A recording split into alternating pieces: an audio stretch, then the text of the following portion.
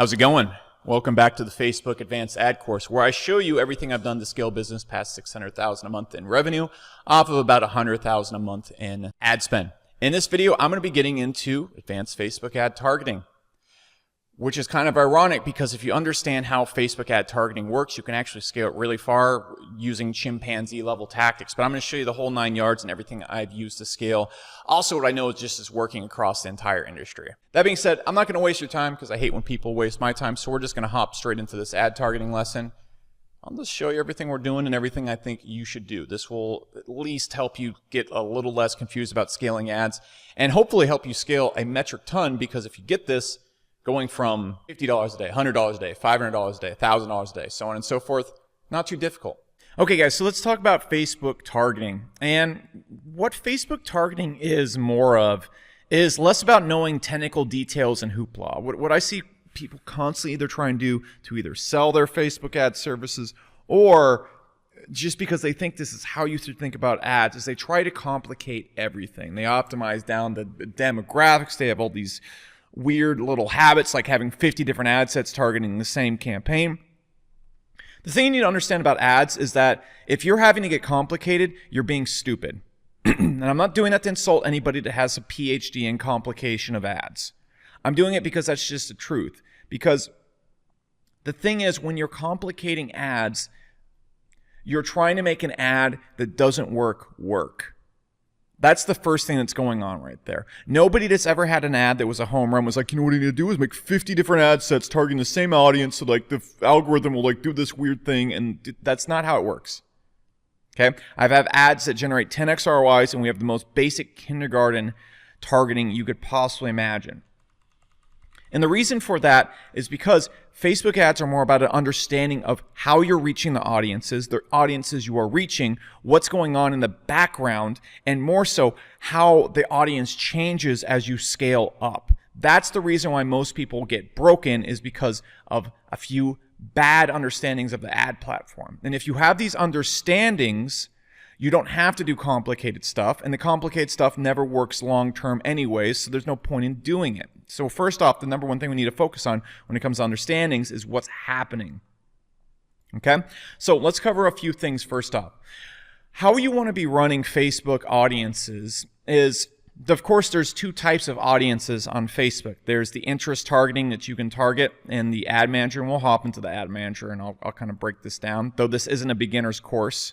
Okay, so I'm not going to be breaking down how to pick your first audience and stuff like that. And it's not interesting, it's interest. But there's interest-based targeting, and then there's going to be lookalike audiences, which you're going to be generating based off of the data you collect from people visiting your website, opting in, buying stuff. And then there's also going to be your pixel and your conversion settings that you decide to target. I'm going to give you a quick refresher. Basically, what happens is when you run an ad and somebody hits your pixel, let's say the person opts in, what Facebook is going to do is going to fill in that this opt-in looks like this type of person. This person has this interest, they match this demographic, they're this gender, yada, yada, yada. And it's going to feed the pixel this data, and it's going to use that to say this is what this opt-in looks like, and if you want to get more customers like it, target people like this. Okay, and so if I set the conversion setting inside of my ad to opt-ins, and I've fed this pixel right here tons of people who have opted in, it's going to then be far more efficient at finding opt-ins for me. This type of targeting right here, if you're using just the Facebook pixel, can turn into a whole bag of horribleness, because what usually happens is if you don't have proper tracking on the ads, and I'm not going to talk about high risk much in this video, I promise to you, but if you are tracking from ads, first off, the things that are usually easiest to track, like opt-ins, aren't actually the best thing to target. And then two, what is going to be happening is if you're targeting something like a sale, a lot of times Facebook is going to miss a lot of the sales. Let's say it only catches 6 out of 10 sales that come in.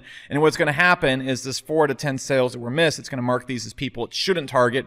And then it's going to have all sorts of faulty data. It's going to avoid people that it should be targeting. And you're just working with 6 out of 10 pixel optimization instead of 10 out of 10, which, if you know how numbers work, is usually better. But the thing I'm trying to say right here is all these things combine together, and we graduate and grow our targeting over time using these things. And this is what I like to call Facebook graduating. So what's going to happen is, let's just break this down in 3 phases just because the highest number I can count to is 3. When you first start off, you're going to be using base audiences, and your pixel is not going to be trained. And I want to share one thing. Don't lose your mind over the pixel. I've had ad accounts where I don't use any targeting, or I use completely untrained pixel. I get the same exact results. The same exact results as a trained pixel. So it varies. But we're going to be using base audiences, which are going to be interest audiences. And I'm just going to refer to them as base audiences for now on, because that's what I just use in my head. Now, we're also going to have a bad pixel that's not trained. And so really, we're just going to send this fishing rod out into a cold pond of predetermined audiences for us. So interest-based audiences would be, you know what they are if you're watching this video in your advance. If you're not, go back in the kiddie pool. Okay, but interest-based audience would be like people that like Shopify, or people that like Tony Robbins or something like that. That's what they're interested in, at least.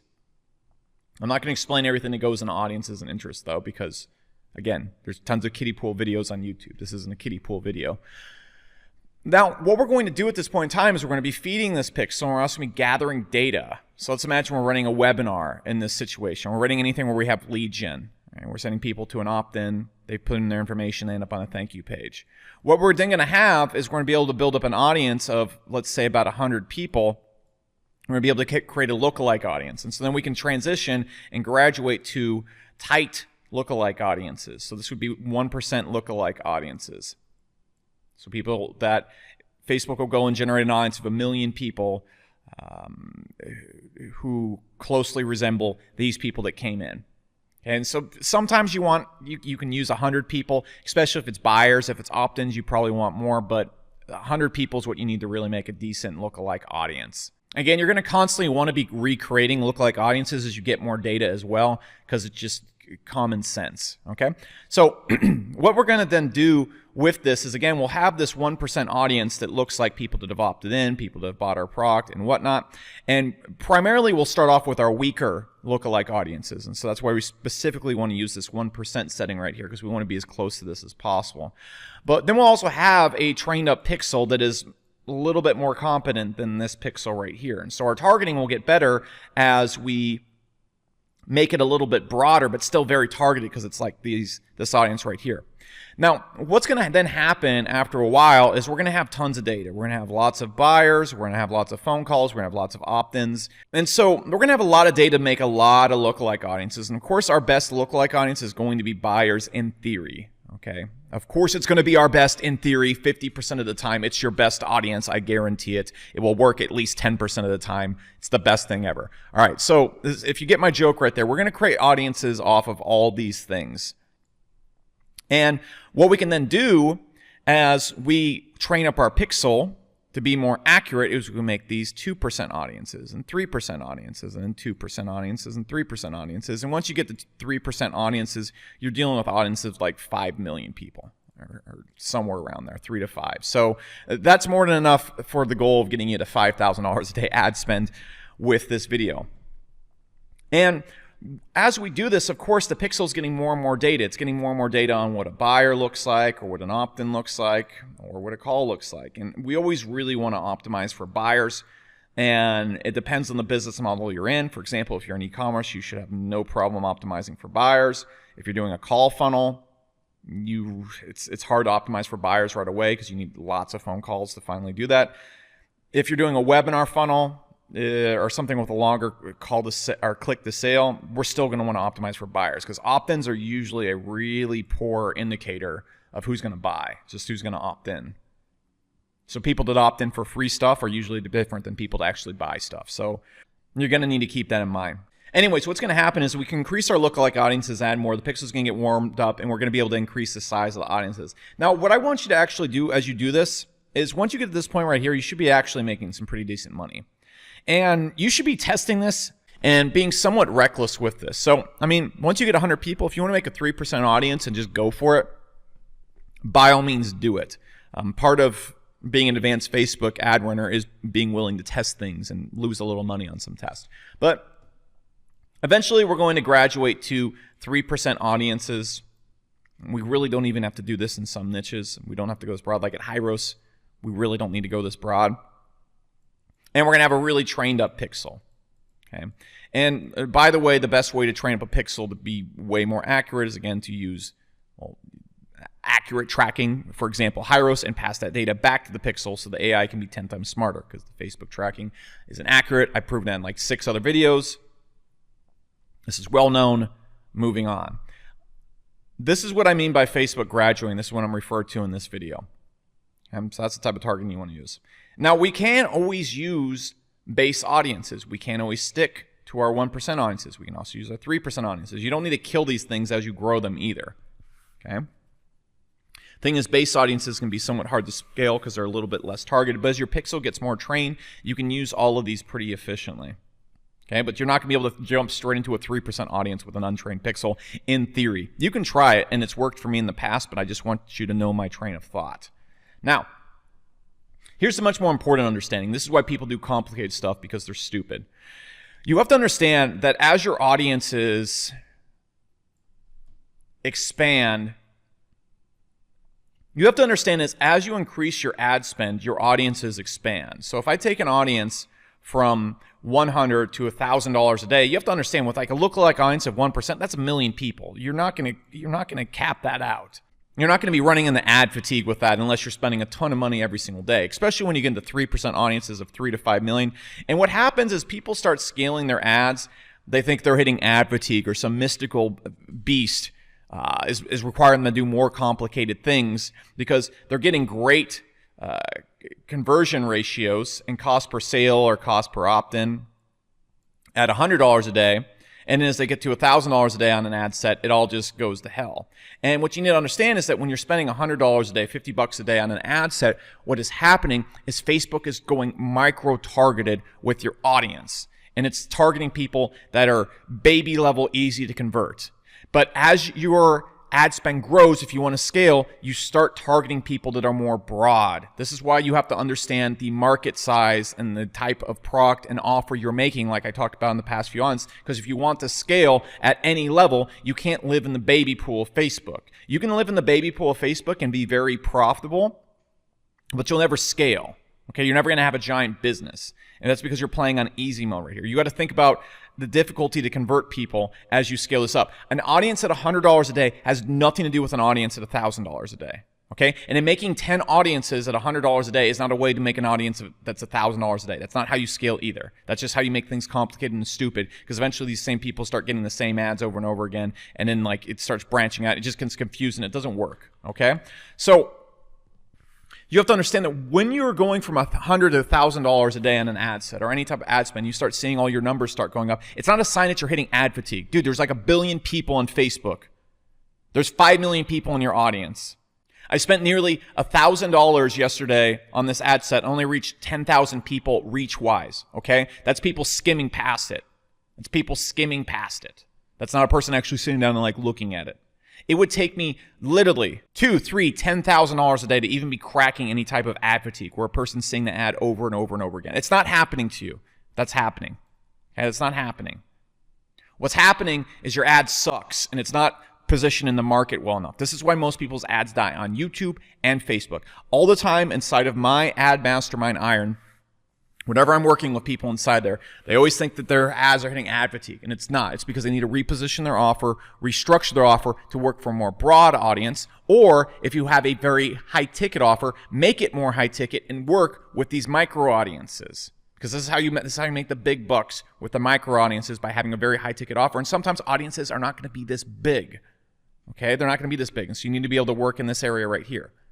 So that's what you need to understand and what's happening right here. As you're going up and doing this, Facebook is having to get more and more expanding with the people it targets, and thus your numbers are going to increase if your ads are not good enough. If your offer is not positioned well, that will also destroy it as well. That's what's happening.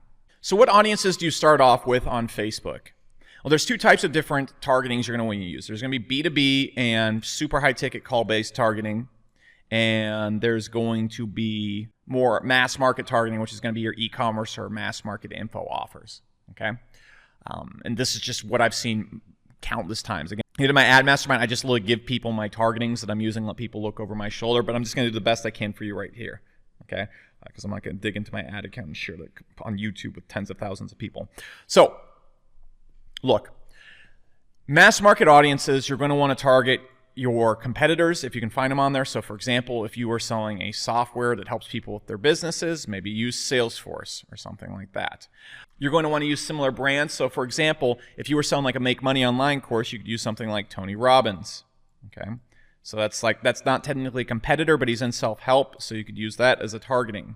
You can also use tools people use that would represent their interests. So for example, a person's in the e-commerce, you could target their interests as Shopify. Okay, so these are going to be the 3 ones that you want to use. There's tons more. You can use magazines and whatnot, but this is really where you're going to get the best bang for your buck 9 out of 10 times. If you want to use other interests, if you're watching this video, you're not a kiddie pool marketer, you are more than welcome to. That's what I use. Your direct competitors, similar brands that have like similar people in them, and then the tools people use. And this is what I use for mass market. B2B is very similar. It's very similar as in you can transfer these audiences over. But one thing that also helps a whole lot is you start throwing in job titles or positions or their Facebook page admin status. Okay, so if you want to go in there and you throw everybody that has CEO, owner, entrepreneur, ad manager in their job title, you can easily do that in the job title targeting for B2B targeting, and this will help you just a wee bit. Again, I've had great success just transferring these over Dodo version and using it for B2B as well, but that also helps as well, so I want to include it in there. So what you do is you layer it with job titles, positions, and then you can also target people that own or admins of Facebook groups, and those are usually going to be people that might be entrepreneurs or business owners or something like that.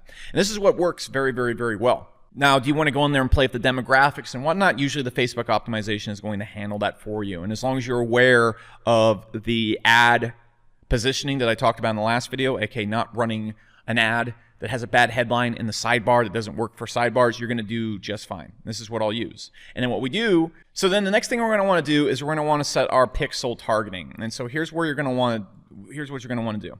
For e-commerce or anything where you get a quick sale, you want to just optimize it for the sale.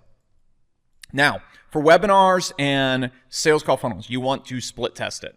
Okay, you should honestly just try optimizing for the call if you're doing a call funnel right away, or the sale if you're doing a webinar funnel. Now, here's the goofy, wonky thing.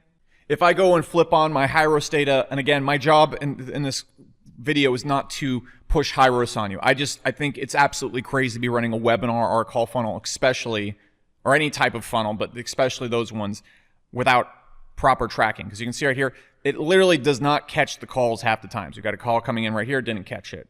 Got 2 calls coming in right here, didn't catch it. And then more importantly, we have sales coming in here. And what I like to optimize for a lot of times is sales, because the sales what actually matters. I can get tons of cheap calls, but people who are cheap callers aren't people that routinely buy. That's incredibly important when it comes to doing or tracking or optimizing around any calls. And it's nearly like Facebook literally will not track sales for webinars or sales call funnels long term.